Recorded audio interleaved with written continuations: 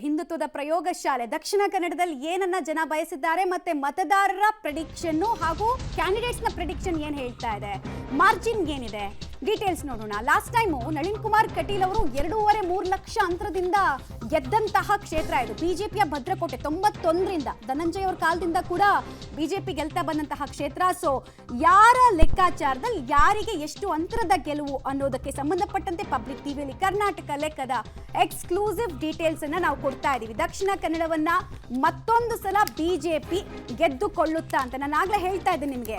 ಧನಂಜಯ್ ಅವರ ಕಾಸ್ಟ್ ವಿಚಾರದಲ್ಲಿ 1% ಕೂಡ ಇರಲಿಲ್ಲ. ಅಂತಹ ವ್ಯಕ್ತಿನ ನಿಲ್ಲಿಸಿದಾಗ ಕೂಡ ಜನ ಅವರನ್ನ ಬಿಜೆಪಿ ಹಿಂದುತ್ವ ಅನ್ನೋ ಕಾರಣಕ್ಕೋಸ್ಕರ ಗೆಲ್ಲಿಸಿಕೊಂಡಂತಹ ಕ್ಷೇತ್ರ. ಮತ್ತೆ ಬಿಜೆಪಿಯ ಭದ್ರಕೋಟೆಗಳಲ್ಲಿ ಯಾವ್ದಾದ್ರು ಒಂದು ಕ್ಷೇತ್ರ ಮುಂಚೂಣಿಯಲ್ಲಿ ಇದೆ ಅಂತ ಹೇಳಿದ್ರೆ ಅದು ದಕ್ಷಿಣ ಕನ್ನಡ. ಖಂಡಿತ ಇಲ್ಲೂ ಕೂಡ ಒಂದು ಹಂತದಲ್ಲಿ ಜಾತಿ ಲೆಕ್ಕಾಚಾರಗಳು ನಡೀತು. ಬಿಲ್ಲವ ವರ್ಸಸ್ ಬಂಟ್ ಅಂತಕ್ಕಂಥದ್ದು ಇಲ್ಲೂ ಕೂಡ ನಡೀತು. ಕಾಂಗ್ರೆಸ್ನಿಂದ ಪದ್ಮರಾಜ್ ಅವರು ಸ್ಪರ್ಧೆ ಮಾಡಿದ್ರೆ ಬಿಜೆಪಿಯಿಂದ ಸ್ಪರ್ಧೆ ಮಾಡಿರ್ತಕ್ಕಂಥವ್ರು ಕ್ಯಾಪ್ಟನ್ ಬ್ರಿಜೇಶ್ ಚೌಟಾ ಅವರು.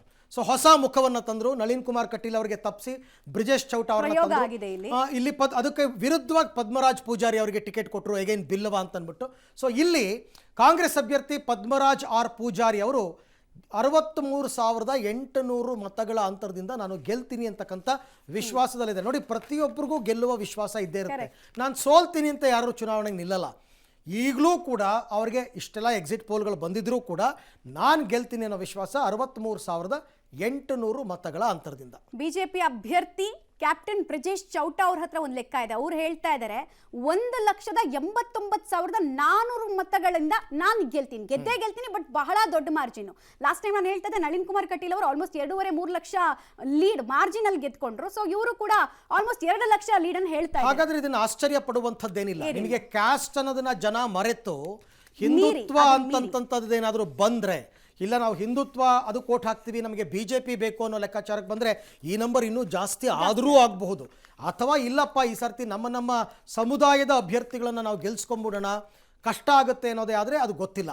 ಈಗ ಬಿಜೆಪಿ ಅಭ್ಯರ್ಥಿ ಬ್ರಿಜೇಶ್ ಚೌಟಾ ಅವ್ರು ನೋಡಿದ್ರಲ್ಲ, ಕಾಂಗ್ರೆಸ್ ಕಾರ್ಯಕರ್ತರು ಹೇಳ್ತಾರೆ ಕಾಂಗ್ರೆಸ್ ಕ್ಯಾಂಡಿಡೇಟ್ಗಿಂತ ಅವರು ವಿಶ್ವಾಸದಲ್ಲಿದ್ದಾರೆ. 83,400 ಮತಗಳ ಅಂತರದಿಂದ ಕಾಂಗ್ರೆಸ್ ಅಭ್ಯರ್ಥಿ ಗೆಲ್ತಾರೆ ಅಂತ. ಆಮೇಲೆ ಕಾಂಗ್ರೆಸ್ಸು ಒಂದು ಕಾಲದಲ್ಲಿ ಭದ್ರಕೋಟೆನೇ ಇದುವೆ 91 ತನಕ. ಬಟ್ 91ಕ್ಕಿಂತ ಮೊದಲೆಲ್ಲರೂ ಕೂಡ ಕಾಂಗ್ರೆಸ್ ಗೆಲ್ತಾ ಬಂದಂತಹ ಕ್ಷೇತ್ರಗಳು.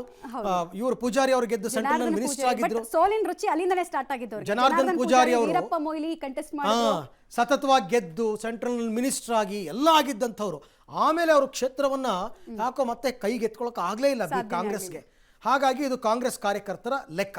ಓಕೆ, ಬಿಜೆಪಿ ಕಾರ್ಯಕರ್ತರ ಲೆಕ್ಕ ಏನು? ಅತ್ಯಂತ ಹೆಚ್ಚು ಆಕ್ಟಿವ್ ಆಗಿ ಸಂಘಟನೆಯನ್ನ ಅತ್ಯಂತ ಬಿಗುವಾಗಿ ಮಾಡುವಂತಹ ಕಾರ್ಯಕರ್ತರು ಏನ್ ಹೇಳ್ತಾ ಇದ್ದಾರೆ ಈ ಭಾಗದಲ್ಲಿ ಅಂದ್ರೆ, ನಮ್ಮ ಕ್ಯಾಂಡಿಡೇಟ್ ಗೆಲ್ತಾರೆ, ಅವ್ರ ಲೀಡ್ ನೋಡಿ 1,56,600 ಅಷ್ಟು ಲೀಡಲ್ಲಿ ನಾವು ಗೆಲ್ಲಿಸ್ಕೊಂಡು ಬರ್ತೀವಿ ಕ್ಯಾಪ್ಟನ್ ಬ್ರಿಜೇಶ್ ಚೌಟಾ ಅವರನ್ನ ಅಂತ ಹೇಳಿ ಬಹುವಾಗಿ ಹೇಳ್ಕೊಂಡು ಬರ್ತಾ ಇದ್ದಾರೆ, ವಿಶ್ವಾಸದಲ್ಲಿದ್ದಾರೆ. ಈ ಸರ್ತಿ ಕರಾವಳಿನಲ್ಲಿ ಒಂದಾದ್ರೂ ನಾವು ಗೆಲ್ಲಬೇಕು ಅಂತ ಕಾಂಗ್ರೆಸ್ನವರು ಭಾರಿ ಪ್ರಯತ್ನ ಪಟ್ಟರು.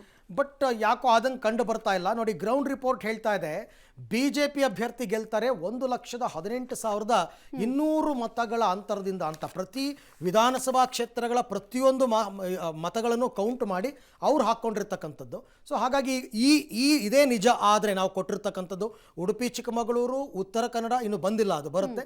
ಆ ನಂತರ ದಕ್ಷಿಣ ಕನ್ನಡ, 3ರಲ್ಲಿ ಒಂದಾದರೂ ಕಾಂಗ್ರೆಸ್ನವ್ರು ನಾವು ಗೆಲ್ಲಬೇಕು ಅಂತ ಮುಖ್ಯಮಂತ್ರಿಗಳಿಗೆ ಆಸೆ ಇತ್ತು. ಅದನ್ನ ಅವ್ರು ತೋರ್ಪಡಿಸ್ಕೊಂಡಿದ್ರು ಕೂಡ, ಇಲ್ಲ ಕರಾವಳಿನಲ್ಲಿ ಸರ್ತಿ ನಾವು ಒಂದಾದರೂ ಗೆಲ್ಲಬೇಕು ಅಂತಂದ್ಬಿಟ್ಟು. ಅದಾಗುತ್ತಾ ಅಂತಕ್ಕಂಥದ್ದಕ್ಕೆ ಉತ್ತರ ಮಾತ್ರ ನಾವು 4ನೇ ತಾರೀಕು ತನಕ ಕಾಯಬೇಕಾಗತ್ತೆ. ಏನಾಗುತ್ತೆ ಅಂತಕ್ಕಂಥದ್ದನ್ನ ಕಾದ್ ನೋಡೋಣ.